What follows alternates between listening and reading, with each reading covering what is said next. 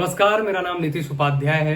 2024 में लोकसभा के चुनाव होने हैं, लेकिन जब आप 2023 को देखेंगे और जो राजनीति अभी चल रही, जो हालिया घटनाक्रम है, पॉलिटिकल डेवलपमेंट, जब आप इसको देखेंगे तो आप पाएंगे कि 2024 की राजनीतिक बिसात 2023 में ही बिछनी शुरू हो गई है। तमाम पार्टियां अपने अपने स्तर पर एक्टिव है, काफी जोरों शोरों से एक्टिव है। पटना में एक और विपक्ष की पहली बैठक हुई थी और इसकी दूसरी बैठक शिमला में होनी है। विपक्षी बैठक में लालू यादव का एक बयान सामने आया जो मजाकिया बयान था, लेकिन उसके तमाम राजनीतिक मायने निकाले गए।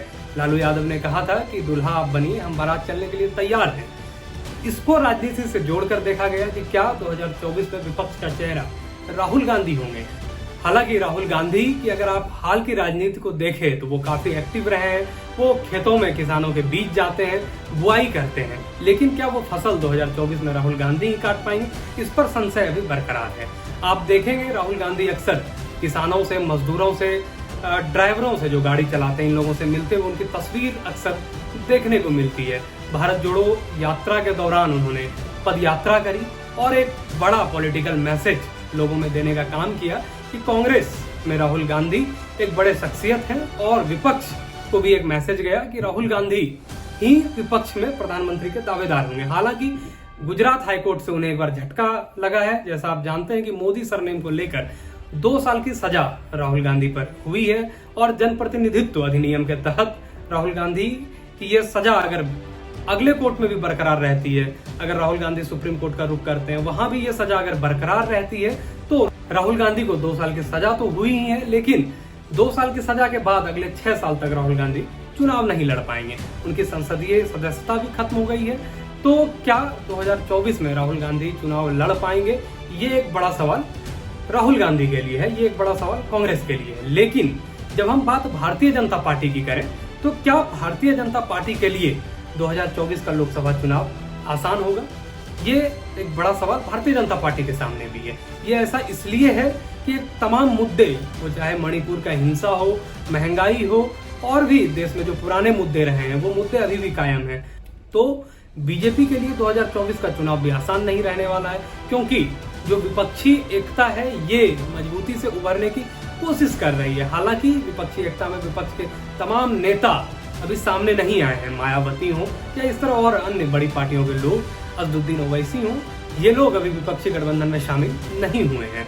तो क्या विपक्ष पूरी तरह से एकजुट है, ये एक बड़ा सवाल है। और अगर राहुल गांधी चुनाव नहीं लड़ पाएंगे तो क्या विपक्ष के पास कोई बड़ा चेहरा है जिसके भरोसे जनता विपक्ष को वोट दे।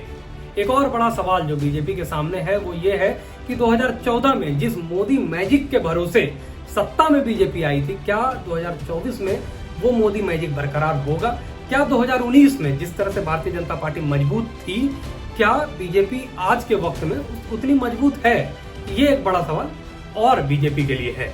जब 2014 में प्रधानमंत्री नरेंद्र मोदी सरकार में आए थे, उस वक्त बीजेपी की 7 राज्यों में सरकार थी। 5 राज्यों में बीजेपी के खुद के मुख्यमंत्री थे, 2 राज्यों में सहयोगियों की सरकार थी।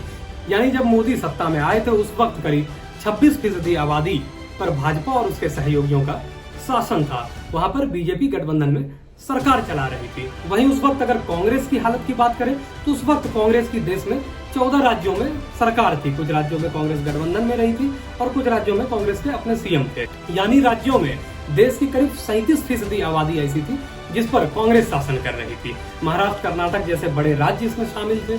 अब बात मार्च 2018 की करते हैं। 2014 में प्रधानमंत्री नरेंद्र मोदी पहली बार शासन में आए थे, सत्ता में आए थे। उसके बाद 2018 में 21 राज्यों में भाजपा और उनके सहयोगियों की सरकार थी। यानी 21 राज्यों में बीजेपी गठबंधन की सरकार थी। इन राज्यों में देश की करीब 71% आबादी रहती थी। ये वो दौर था जब भारतीय जनता पार्टी अपने शासन में पीक पर थी। कांग्रेस की बात की जाए तो कांग्रेस की 4 राज्यों में सरकार थी। इन राज्यों की आबादी 7% थी। 2022 में 18 राज्यों में बीजेपी की सरकार थी। आबादी के लिहाज से इस वक्त 50% आबादी पर बीजेपी का शासन था। कांग्रेस इस वक्त 4 राज्यों में अपनी सरकार चला रही थी और इन राज्यों में 7% आबादी रहती थी। अब बात मौजूदा स्थिति की करें तो पिछले 1 साल में बीजेपी ने 3 राज्यों में अपनी सरकार गंवाई, जिसमें बिहार, हिमाचल और कर्नाटक शामिल है। आज के समय में बीजेपी की 15 राज्यों में सरकार है।